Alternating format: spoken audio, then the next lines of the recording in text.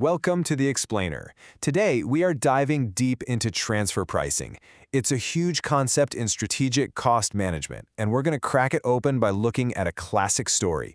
Two divisions of the same company basically at war with each other, on paper at least. So, let's start with a really simple question. What actually happens when two teams, who are supposed to be on the same side, right, start making deals where one team's win is the other team's loss? This isn't just some office drama. It's a real accounting problem that can mess up the entire scorecard. So, what is this transfer pricing thing? Well, it's just the price one part of a company charges another for a product or service. Now, the gold standard here, and this is a keyword you absolutely need to know, is the arm's length price. Basically, you pretend you're selling to a total stranger. It's super important for taxes, but as you're about to see, what looks fair in a textbook can create some major problems in the real world.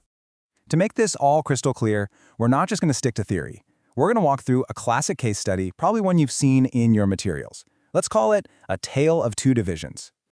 Okay, so let's meet our players. First up, we have Division A. They make a component, and it costs them exactly 10 rupees to produce. Then you've got Division B.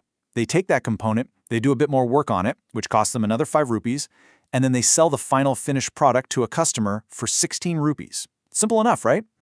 Now, here is the rule. This is the single most important piece of the puzzle, the one that drives this whole situation.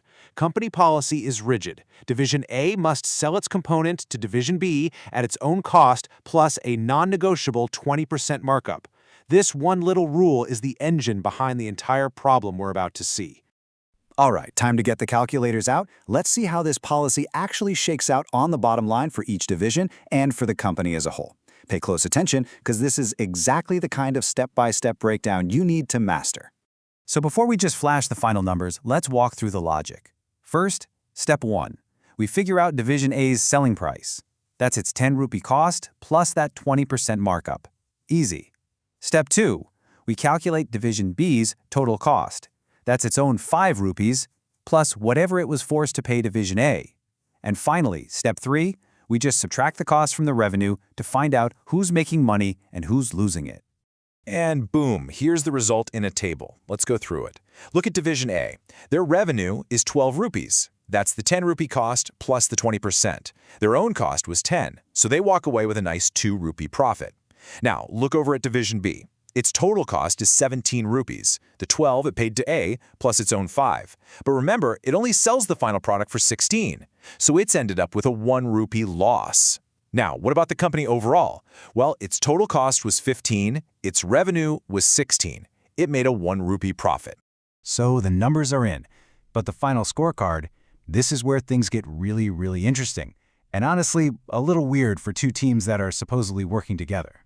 So on one side, you got Division A looking like a superstar. They posted a profit of 2 rupees, their manager is probably getting a nice bonus, everyone's happy. But on the other side, you have Division B.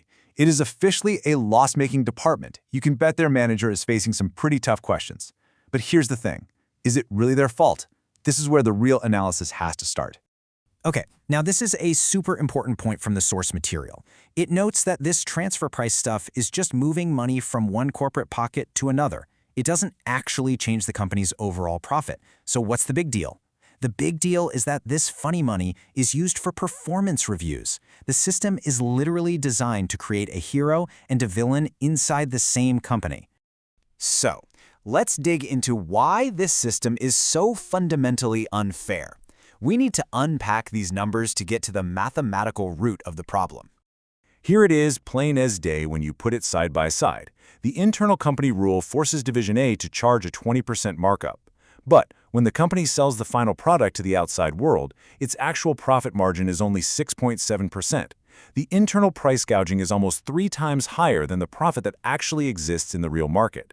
Division B was set up to fail from the very beginning. So, what's the final verdict on the numbers?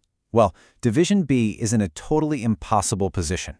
Company policy is forcing it to swallow a huge internal profit margin that simply doesn't exist in the external market. With this pricing structure, a loss for them isn't just possible, it's a mathematical certainty. But this isn't just about numbers on a spreadsheet. A flawed policy like this has a very real, very human cost that you'll never see on a balance sheet. And here's a massive insight for anyone who wants to be a manager. These numbers aren't just for the accountants. They literally shape how people behave. This is where cost management becomes people management. I mean, just think about the real-world impact here. The manager of Division B, they're going to get demotivated fast. Why would you work any harder if the system guarantees you're going to post a loss? And what about the manager of Division A? They have zero incentive to cut costs or be more efficient. Why would they? They're guaranteed a 20% profit no matter what their costs are. The policy actually punishes one side and encourages laziness on the other. And a situation like this forces senior management to ask some really tough strategic questions. Is our 20% rule just broken? Should we be charging our external customers more? Can we push Division A to get their own costs down? Or, and this is the big one, should we break our own rule and just let Division B buy the component from an outside company if they can get a better deal? Okay, let's bring this all home. We'll do a quick recap of the key formula and leave you with one final thought to chew on. And here is your formula flash. The heart of this whole case study was one simple formula. The transfer price was equal to the cost plus a percentage markup. Always remember this. The logic might be simple, but the percentage you choose can have massive, massive consequences down the line. And that leaves us with the big question, doesn't it?